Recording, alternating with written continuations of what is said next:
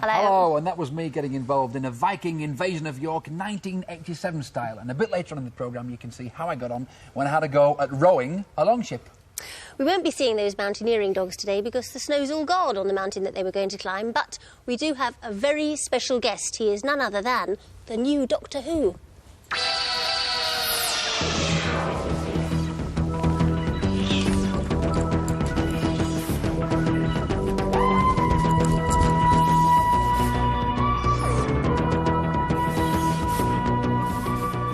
You may already have guessed, but it is none other than Sylvester McCoy, Hello, how are who you, was last Janet? on Blue Peter when he appeared as the Pied Piper with the National Theatre's production of Pied Piper, and was one half of the O-Men with me and Jigsaw. Yes, the other half was that side. The identity of one is two-thirds. revealed. I was two-thirds of the O-Men. Dave You Rappaport were. was the other third. It's nice to see you as Doctor Who, but you had an amazing costume as the Pied Piper. What are you going to wear for him? Ah, well, you see, they're still drawing. It's on the drawing board because we start rehearsing in a couple of weeks' time and doing it. So I'm not quite sure yet. It's a secret. And which planet are you going to be visiting first, or is that a secret too? Well, I've got an idea which planet I'd like to go to, but you know what this thing's like. I mean, it's got a mind of its own. So I might get there, and then again, I might not. But whatever happens, wherever I get to, it'll be fun. And when that's Bonnie. Oh, it's good. It's not their dog we used to have. Not K9. No, not K9. And when are we going to see you as Doctor Who? Well, I hope so. September, October, thereabouts. I think she's a bit mystified by all the smoke. Yes, yes. Do you want to come with me to my planet? Don't take her away. No, okay, It's really well. nice to see you, and I'm sure Right. all Doctor Who fans will be looking forward to the autumn like anything. Yes, I am. Good luck to Sylvester McCoy, the new Doctor Who. And now a little taste of summertime and a sport that most people associate with people aged over 60. It's bowls, and very soon, all over the British Isles, this is going to be a very common sight as soon as the weather gets a little bit better. Now, these are members of one of Dorset's county teams, and they're an up-and-coming team producing quite a few national champions during the past few years. And it must have been an incredible shock for their opponents last month when Daniel Stedman took to the greens, because Daniel is only 9 years old, which is far younger than any other county bowls player. And what's more incredible than that, Danny's only been playing for just under 4 months. He's just about to show us his championship style. There he goes. How's he going to do? This is a short mat version, so it's a bit more tricky. Just up the edge. Oh, Danny, come and join me. Sorry to put you off your stroke, but how come you're so good? What's the secret?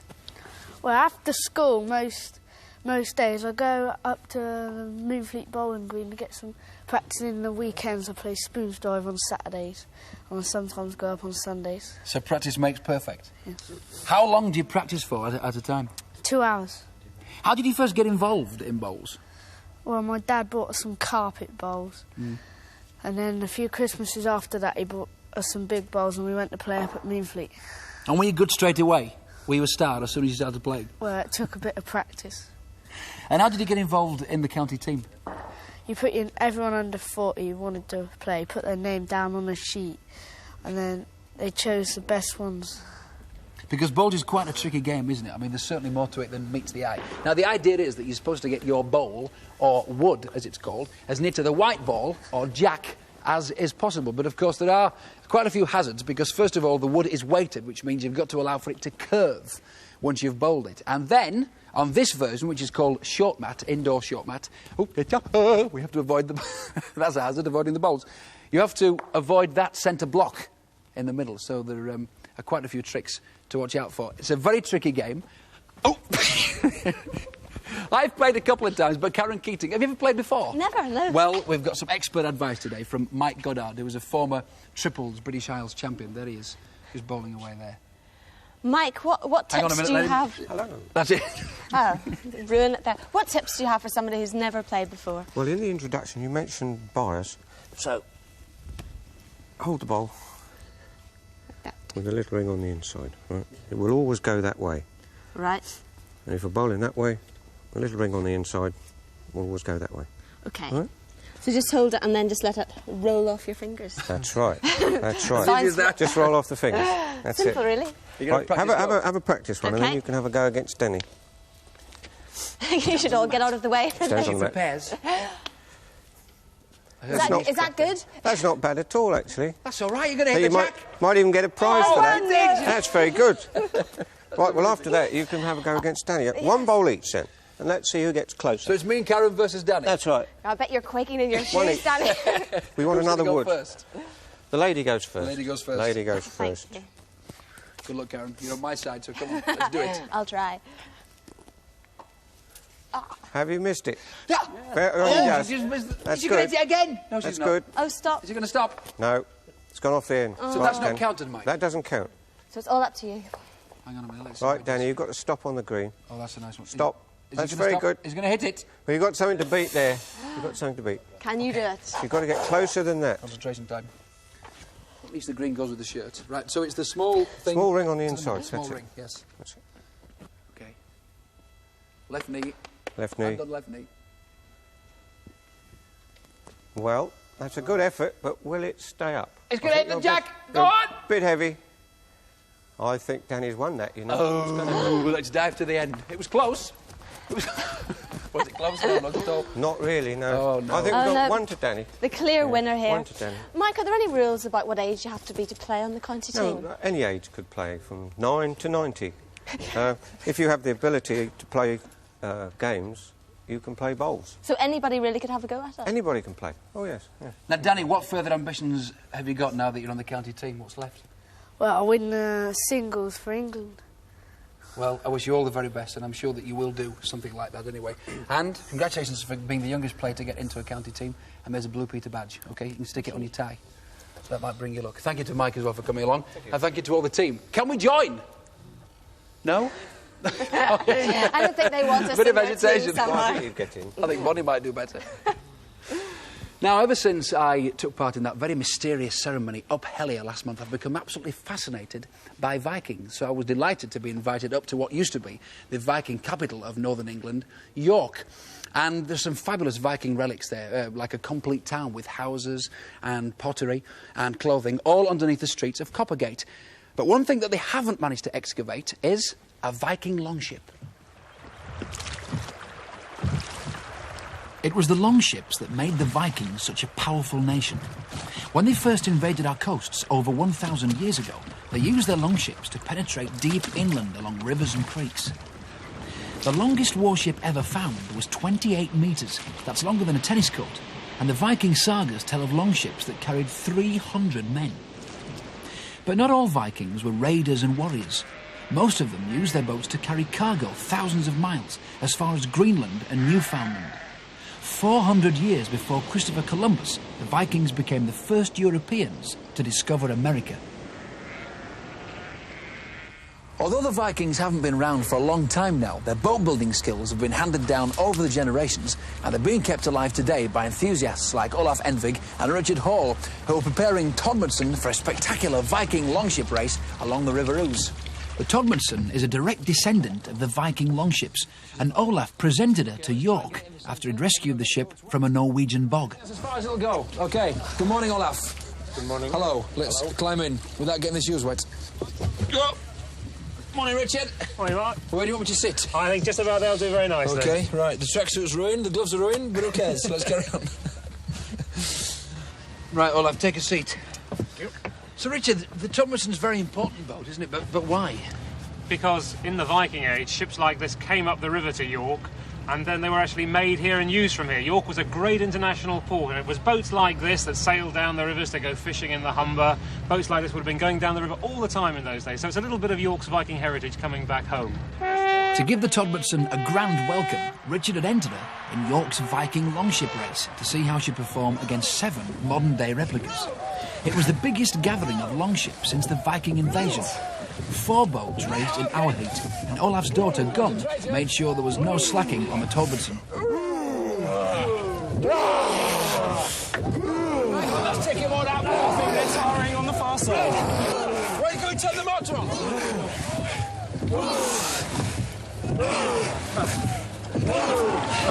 Come on, Peter. Eyes in the boat.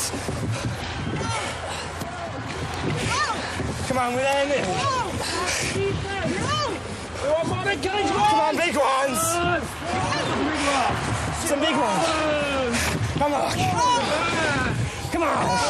Jam it in. We're losing. We're all over the place. Oh, there's a bit of aggravation going on.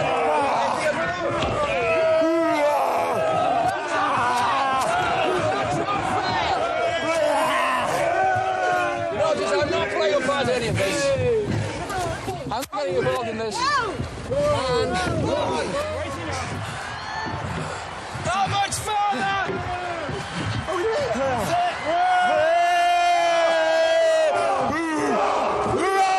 What did we come? Second. We came second. It's a good warm-up. Only 2 boats competing, but we came second. The race was chaos, but we'd made it into the final. And when the Danish law sounded the start of the second heat, I left the Todmundson to watch from the bridge so I could size up the opposition. Whichever boat wins this, the first 2 boats that win this race, they go through to the final to join our boat and the boat that came first in our heat. So I'm watching closely, just picking up a few tips.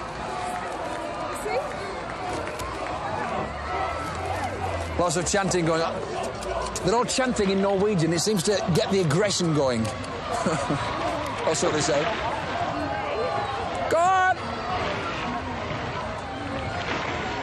The thing is, it's very hard to keep rowing all together at one time when it gets exciting because you're too busy watching the other boat and seeing if you can do it. Oh, look at this. It's neck and neck. It's neck and neck. Which is it going to be? The one nearest to us with people with the red shirts on? Oh, well. I'd say it was the one nearest to us. I'm not too sure.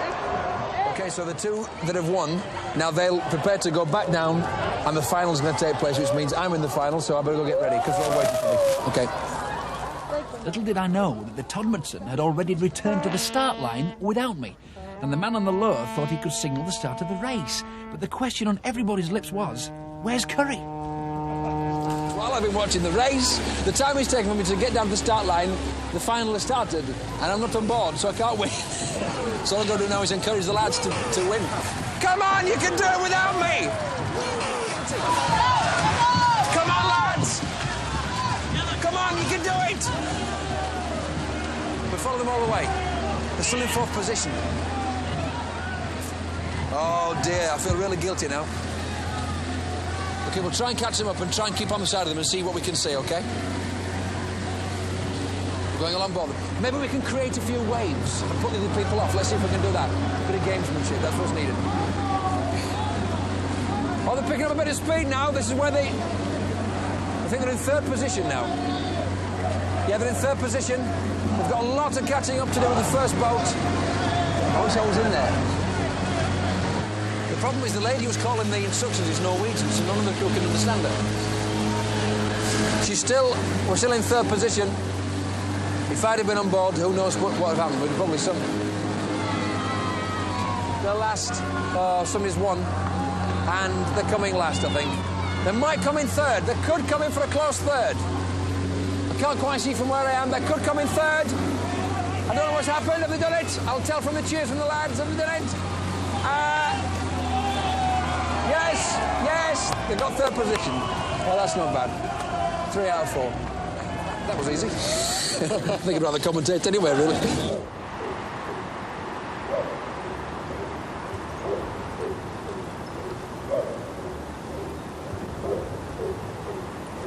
Well, I might have missed the boat, but there was no way I was going to miss out on the festivities in the evening as the Vikings invaded York's Merchant Adventurers Hall for a massed gathering.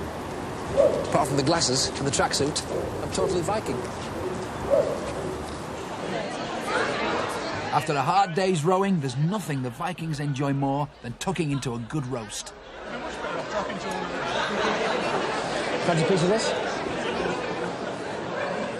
So now, in true Viking tradition, and I must say, this really does remind me of Uphellier, what better way to finish off the festivities than with a real Viking feast?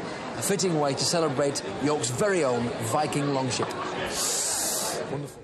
Uphellier all over again. And if you're going to be in York in May, then you can see the Tormundson and other Viking ships at St Saviour's Archaeological Research Centre.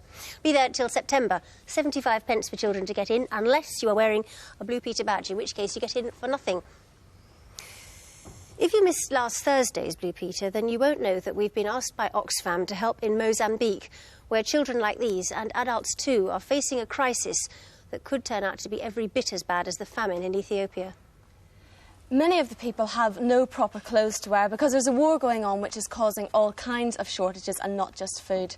And Oxfam say there's now an urgent need for T-shirts like these. Now, they can be any size or colour, it doesn't matter, just as long as they're clean and in good condition. And it won't even cost you anything to send them to us because the Post Office have very generously allowed us to use their free post service. And this is the address to send your T-shirt parcels to. It's Blue Peter, Mozambique T-shirts. Free Post, Oxford, OX6 7BZ. That's Blue Peter, Mozambique T-shirts, Free Post, Oxford, OX6 7BZ. And your local Oxfam shop will be acting as a collecting point too, so you can take your parcels there if it's more convenient for you. Or indeed if they're too big, because by the Free Post service you can only send 750 grams or 1 pound and 10 ounces in weight. And the Post Office really are doing a marvellous job. So are you. 32-tonne delivery lorries have been rolling up to the depot, and to date, Oxfam say they've received 175,000 T-shirts, which is brilliant. Keep up the good work. And I'll be going along to the depot tomorrow to help with the sorting out, and you'll be able to see my report on Thursday.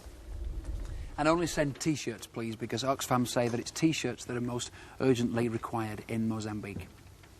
Now, if you like reading and you've collected a few books like these, hang on to them, because you never know. One day, your books could become vital pieces of historical evidence, letting people know exactly what children were interested in 1987. 42 years ago, someone started their collection of children's books with this. It's called The Cheerful Warbler, and it was published in 1820. Now, I doubt whether the man who bought it, Mr. Peter-2nd, and his wife Iona, ever dreamt that one day they'd have another 20,000 books, making theirs the largest and the most important collection of children's books in the world. It's been valued at over £1 million, and we've just got a small selection of it in the studio on display today. Now, as well as books, the Opes have also collected comics, and it's absolutely fascinating to have a look through and see what's made children laugh over the years. There's all the famous comics. We've got Buster, the Beano, the Dandy, and Victor, of course. All these were published in 1 week in 1979. And then this lot over here are from the 1950s. You've got all the titles again. You've got the Dandy and Lion and the Beano. A little bit more old-fashioned they look, and there's a slightly more old-fashioned price as well. It says on top of the Beano, a tip-top twopence worth, 2 old pence, which is 1 new penny today. And what about this for a real monster? Because it's a whole year in 1 volume of the most famous comic ever published, The Boy's Own Paper. And at the beginning, you've got volume number 1, and it's from Saturday, January the 18th, 1879, and that carried on until 1967. And it's thrilled generations with exciting stories of valour and adventure. I'll give you a little taste of the sort of stories that you could find in The Boy's Own Paper. It's called My First Football Match. It was a proud moment in my existence when Wright, captain of our football club, came up to me in school one Friday and said, "Adams, your name is down to play in the match against Craven." I could have knighted him on the spot. And those sort of stories carried on for 88 more years. Some of the books in the OP collection are extremely valuable, like this first edition of Edward Lear's Book of Nonsense.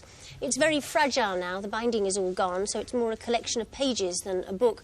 But even in this condition, this book alone at auction could fetch £15,000. But most of the thousands of books in the collection aren't worth nearly that sort of money, just a few pounds. But nevertheless, they have a very important part to play because they're a detailed record of children's stories and how they've been told over the years. Here's a very early version of Cinderella, in the days when she was still called Cinderella. And this tiny little book would have been sold for a penny, that's all.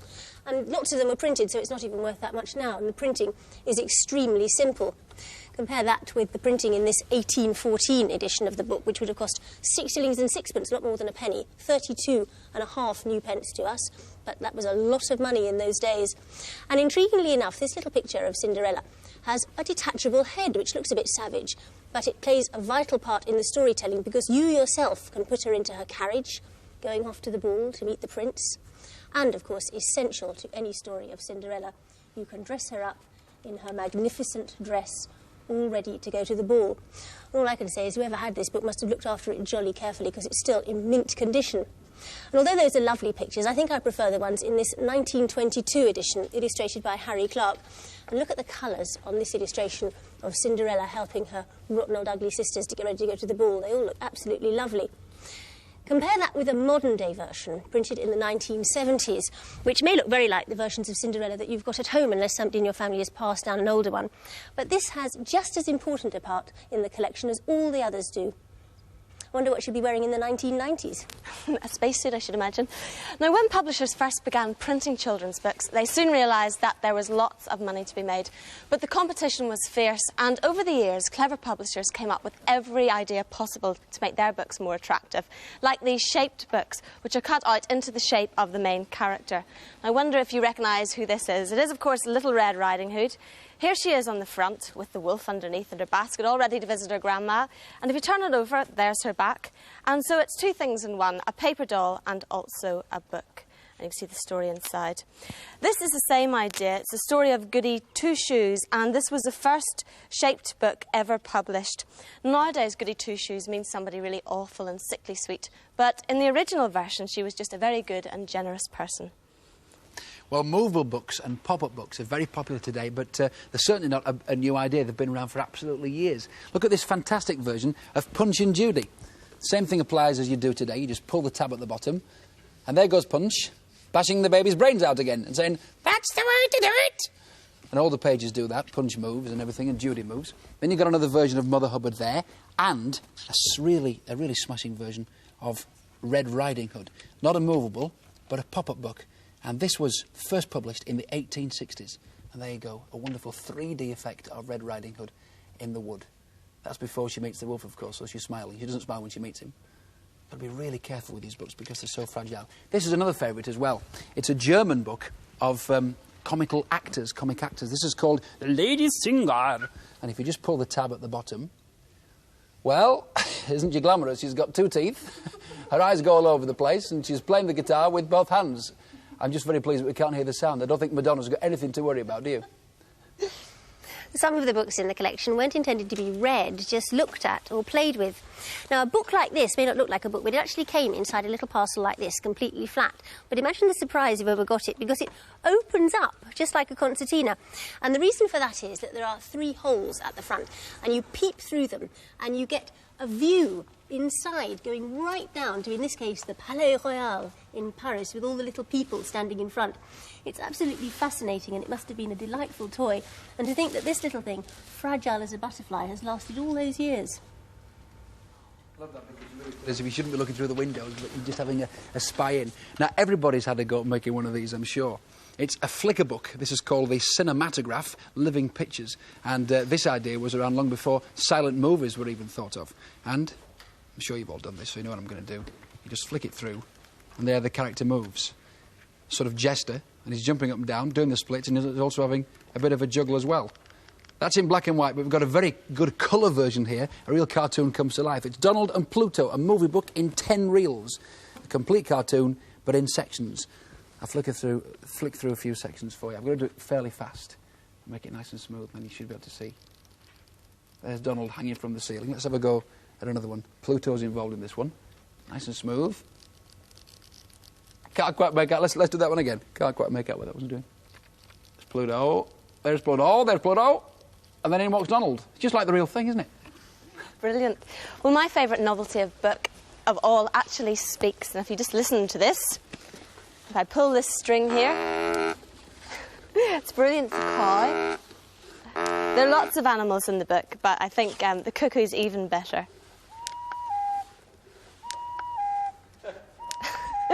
And what's making the noise are the tiny little bellows which are actually inside the book. First one I've heard this year, that is the cuckoo. If you used to make tiny books when you were little, like the Brontes did, full of stories, then you'll be very jealous of a printed version. Imagine having this in your doll's house. And this one is a tiny alphabet, and as you can see, the printing is in colour. Absolutely minute, not much bigger than a thumbnail. And unless you've already seen a favourite that we've shown you, this one is rather special. It's a cabinet of instructions, and when you take the front off, inside is a whole library of tiny books, each one designed to instruct and amuse. And not content with all those little books, underneath is a tiny drawer, and when you open that up, it is full of little pictures. And this little cabinet is worth thousands of pounds. They're very rare. but there's one book that isn't part of the collection, but it really should be because it is actually a collector's item. It's a copy of the very first Blue Peter book to be produced from 1964. And they've got Christopher Trace and Valerie Singleton, who were presenting the programme in those days, and Petra, that was the Blue Peter dog as well, standing on a chair. And it's full of things like the Blue Peter makes, of course, and behind the scenes in the Blue Peter studio. And there are really hardly any of these around anymore, so we thought that Mrs. Opie might like to have this. We'd be delighted to present it to her, to add to her treasures. Well, even from this brief glimpse of the books, you can see what an amazing collection this is. Sadly, Peter Opie died 5 years ago, but now Mrs. Opie wants to present the entire collection to Oxford's famous Bodleian Library. It'll certainly be in safe hands there. She's not asking £1 million for this either, just 500,000. And already the library have started a fund to raise that money. And I certainly hope they get it, because it would be a real shame if this incredible, irreplaceable collection of children's books, which is a real record of them, right over 300 years in Britain, was split up and lost. There's no Paddington Bear books, though. I like Paddington. You have to donate yours. Hang on to your books at home, because you never know, they really could be valuable one day. Now, on Thursday, we'll be reporting from the Oxfam depot, where all your T-shirts are being packed and sorted out. And we'll also be meeting the girls who will be joining Jossie's Giants. So That's see you it. on Thursday. Ta-da! Bye-bye.